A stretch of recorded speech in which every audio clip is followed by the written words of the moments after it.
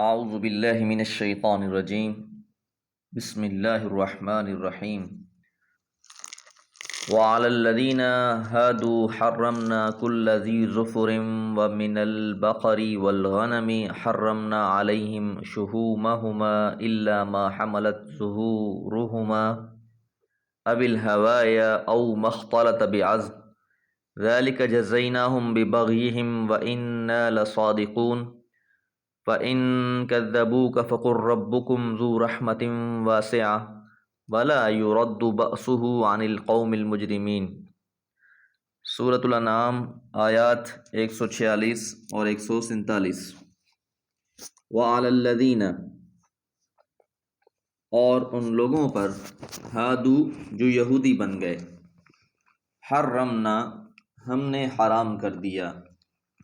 کل سب، ذی ظفر ناخون والے۔ ملت ابراہیم علیہ السلام کے بعد اب یہ ملت یہود کا ذکر کہ ان پر بے شک بعض طیبات حلال جانور بھی حرام کر دیے گئے تھے، مثلا تمام ناخون والے جانور حرام کر دیے گئے۔ اب یہ حرمت ان کی سرکشی کی وجہ سے تھی،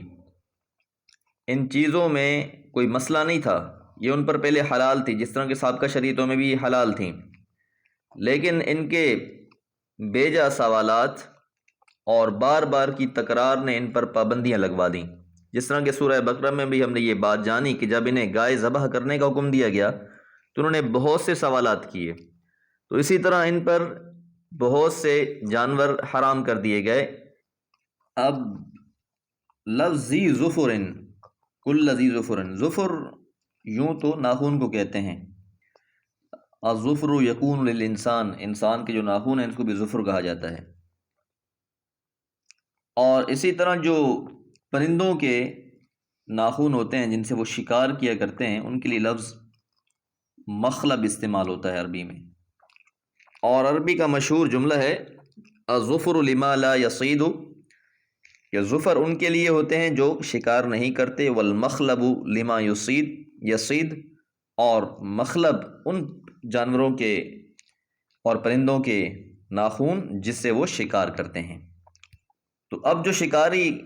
جانور اور پرندے ہیں وہ تو ویسے ہی حرام ہیں، لیکن ان پر ظفر والے جانور بھی حرام کر دیے گئے تھے جو عام شریعتوں میں حلال ہوتے ہیں،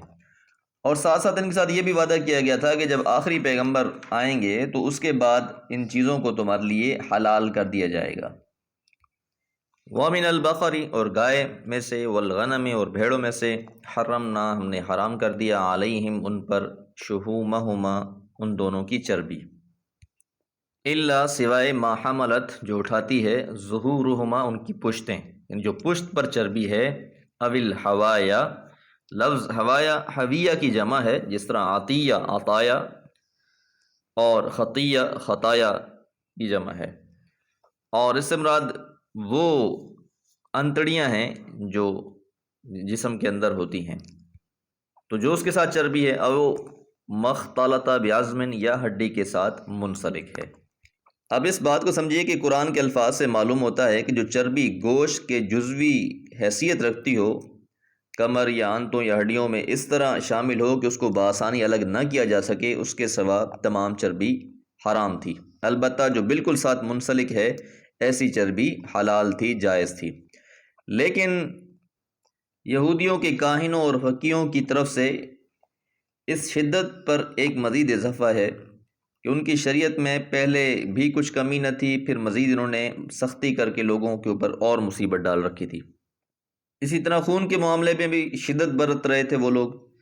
تو اس لیے اسلام نے یہ وضاحت فرما دی کہ دم مسفوح، ایسا خون جو بہنے والا ہو،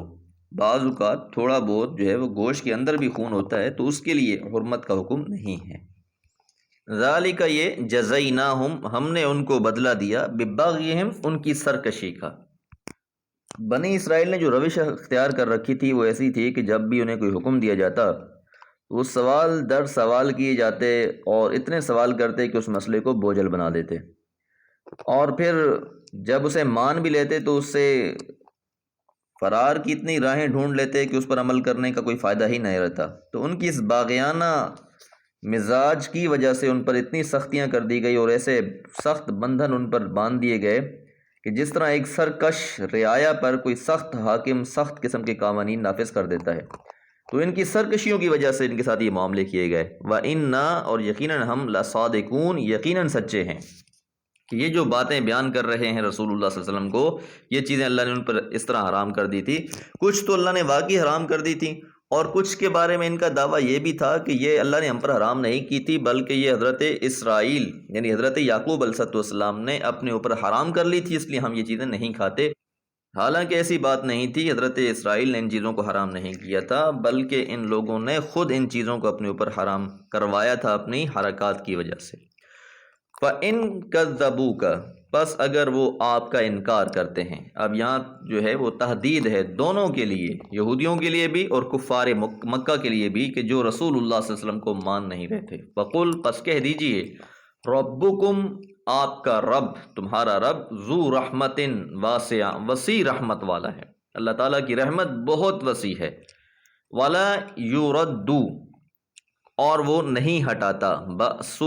اپنے عذاب کو، عن القوم المجرمین مجرم قوم سے۔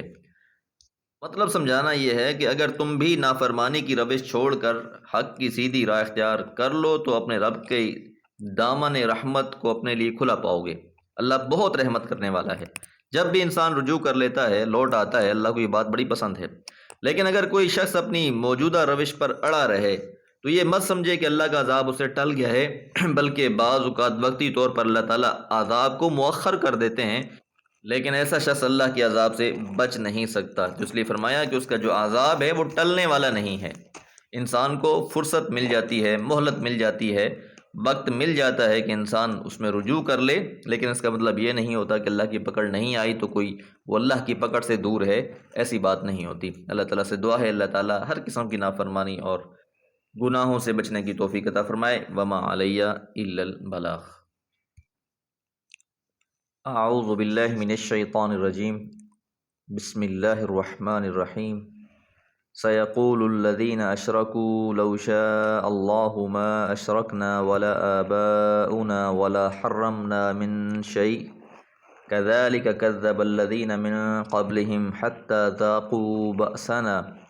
قل هل عندكم من علم فتخرجوه لنا إن تتبعون إلا الظن وإن أنتم إلا تخرصون۔ سورة الانعام آیت نمبر 148۔ سيقول ان قریب کہیں گے، الذین وہ جنہوں نے، اشرکو شرک کیا ہے، یعنی مشرکین کہیں گے، لو شاء اللہ اگر اللہ تعالیٰ چاہتا، ما اشرکنا نہ شرک کرتے ہم، ولا آباؤنا اور نہ ہمارے باپ دادا، ولا حرمنا اور نہ ہم حرام کرتے، من شیء کسی بھی چیز کو۔ یعنی جب وہ اپنے شرک اور مجرمانہ روش پر قائم رہنے کی دلیل نہیں پاتے تو تقدیر کا سہارا لیتے ہیں۔ یہ آخری سہارا ہوتا ہے کسی بھی قوم کے لیے جن کے پاس کوئی دلیل نہیں ہوتی، اور وہ کیا ہے کہ اللہ تعالیٰ تو ہر چیز پر قادر ہے، ان اللہ علی کل شیء قدیر۔ تو جب اللہ تعالیٰ ہر چیز پر قادر ہے، اگر اللہ تعالیٰ چاہتا تو ہم شرک نہ کرتے اور نہ ہی ہمارے باپ دادا شرک کرتے۔ اب جب ہم شرک کر رہے ہیں، اللہ کو یہ پتہ ہے اور اللہ ہمیں اس سے روک نہیں رہا، یا ہمارے آباء و اجداد شرک کرتے رہے اور اللہ کو یہ بات پتہ تھی اور اللہ نے ان کو منع نہیں کیا، یا بعض چیزوں کو ہم نے اپنے اوپر حرام کر دیا اور یہ بات اللہ کو پتہ ہے اور اللہ نے پھر بھی ہمیں منع نہیں کیا، تو اس کا مطلب یہ ہوا کہ اللہ اس بات پہ راضی ہے کہ ہمارے غلط کرنے پر بھی اللہ نے ہمیں روکا نہیں ہے۔ تو یاد رہے کہ مشیت اور رضا میں بہت فرق ہوتا ہے، کہ اللہ کی قطعاً رضا یہ نہیں ہے کہ کوئی انسان اس کے ساتھ شرک کرے، اس کا انکار کرے، جس طرح اللہ تعالیٰ سورہ زمر میں فرماتے ہیں، ان تکفروا فإن اللہ غنی عنکم، کہ یقیناً اگر تم ناشکری کرو گے تو اللہ تعالیٰ تم سے بے پرواہ ہے، ولا یرضی لعبادہ الکفر، اور اللہ تعالیٰ بندوں کے لیے کفر کو پسند نہیں کرتا، اس پر راضی نہیں ہوتا۔ وَإِن تَشْكُرُوا يَرْضَهُ لَكُمْ، اور اگر تم شکر ادا کرنے والے بن جاؤ تو اللہ اس بات پر راضی ہو جائے گا۔ یہ دنیا دارالامتحان ہے، اللہ تعالیٰ نے یہاں انسان کو اختیار دے کر بھیجا ہے۔ جبراً اللہ تعالیٰ چاہتا تو جس طرح اللہ کی کوئی بھی مخلوق نافرمانی نہیں کرتی، انسان بھی اللہ کی نافرمانی نہ کرتے، لیکن اللہ تعالیٰ نے انسانوں کو اختیار دیا ہے، چاہیں تو وہ اللہ کی بندگی کر کے اور جنتوں کے وارث بن جائیں، اور چاہیں اپنے اختیار سے نافرمانی کرتے رہیں اور پھر اللہ کے عذاب کے مستحق ٹھہریں۔ اب یہ جو روش ہے یہ کوئی نئی روش نہیں ہے، بلکہ پچھلی قوموں نے بھی اسی طرح کا جواب دیا پیغمبروں کو، کذالک، اسی طرح، کذب، انکار کر دیا، جھٹلا دیا، الذین، انہوں نے جو، من قبلہم، ان سے پہلے تھے، ان سے پہلے والی قوموں نے بھی اسی بات کو دلیل اپنائی کہ اگر اللہ چاہتا تو ہم ایسا نہ کرتے، اللہ کو پتہ ہے۔ تو آج بھی بعض نادان لوگ اس قسم کی باتیں کرتے ہیں۔ تو یہ بات سمجھ لیں کہ اللہ کی مشیت اور اللہ کی رضا میں فرق ہوتا ہے، بالکل اسی طرح کہ ایک استاد ایک بچے کو سلیبس بھی بتا دیتا ہے، کتاب بھی پڑھا دیتا ہے، مشقیں بھی حل کرا دیتا ہے، پھر امتحان میں اس کو بٹھاتا ہے۔ اب وہ بچہ استاد کے سامنے بیٹھ کر بھی غلط لکھ رہا ہے، استاد کو پتہ ہوتا ہے کہ اس سوال کا جواب یہ نہیں بن رہا، لیکن وہ غلط لکھ رہا ہے، تو استاد کو بتاتا نہیں ہے۔ کیوں نہیں بتاتا؟ کیونکہ یہ اب امتحان ہے، اور حالانکہ استاد کی رضا نہیں ہوتی کہ یہ بچہ غلط لکھے۔ تو اب اسی طرح یہ دنیا بھی دارالامتحان ہے انسانوں کے لیے۔ اللہ تعالیٰ نے ان کو سمجھانے کے لیے پیغمبر بھی بھیجے، کتابیں بھی نازل کیں، اور اس کو عقل بھی دی، اور اس کو ایک سینس اور شعور بھی دیا انسان کو اللہ تعالیٰ نے، اور پھر اس کے اندر ضمیر بھی پیدا کیا کہ وہ غلط اور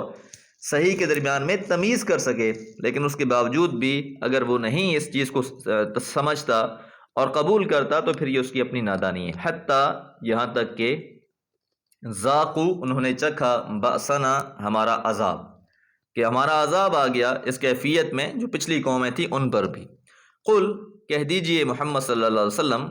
هل عندکم، کیا تمہارے پاس، من علم، کوئی علم ہے؟ یہ جو تم بات کرتے ہو کہ اللہ تعالیٰ اگر چاہتے تو ہم ایسا نہ کرتے، کیا اس کی کوئی دلیل بھی ہے تمہارے پاس؟ فَتُخْرِجُوهُ لَنَا، پس تم نکال لاؤ، لے آؤ، لنا، ہمارے لیے، یعنی اگر تمہارے پاس کوئی اس کی حتمی دلیل ہے تو اسے تم پیش کر دو ہمارے اوپر۔ ان تتبعون الا الظن، لیکن ہوتا کیا ہے، ان تتبعون، نہیں تم اتباع کرتے، پیروی کرتے، الا الظن، سوائے گمان کی، کہ جو تمہارے ذہنوں میں بات شیطان نے ٹھہرا دی ہے اسی گمان کی تم پیروی کیے جا رہے ہو، حقیقت اس کے برعکس ہے جو تم کر رہے ہو۔ وَإِنْ أَنْتُمْ، نہیں ہو تم، الا، سوائے، تخرصون، اٹکل دوڑا رہے ہیں، اندازے لگا رہے ہو، اندازے سے باتیں کر رہے ہو، جو شیطان نے تمہیں ایک بات تمہارے من میں ڈال دی ہے اسی کو تم آگے بیان کیے جا رہے ہو، یعنی جو تم عذر پیش کر رہے ہو وہ کسی عقلی یا علمی بنیاد پر قائم نہیں ہے، اور اگر تمہارے پاس کوئی دلیل ہوتی تو تم پیش کرتے، کیونکہ کبھی دنیا کی کسی چیز کے حاصل کرنے کے لیے تم نے کبھی تقدیر کا بہانہ بنا کر جد و جہد کو ترک نہیں کیا، یا اللہ تعالیٰ نے تمہیں پہلے بتا دیا ہو کہ میں نے آئندہ اس طرح کرنا ہے، جب تمہیں معلوم ہی نہیں کہ تقدیر میں کیا ہے تو یہ بہانہ بلا شبہ محض تمہارا وہم اور گمان ہی ہے۔ اللہ تعالیٰ سے دعا ہے اللہ تعالیٰ اتباع کرنے کی توفیق عطا فرمائے۔ وما علیہ الا البلاغ۔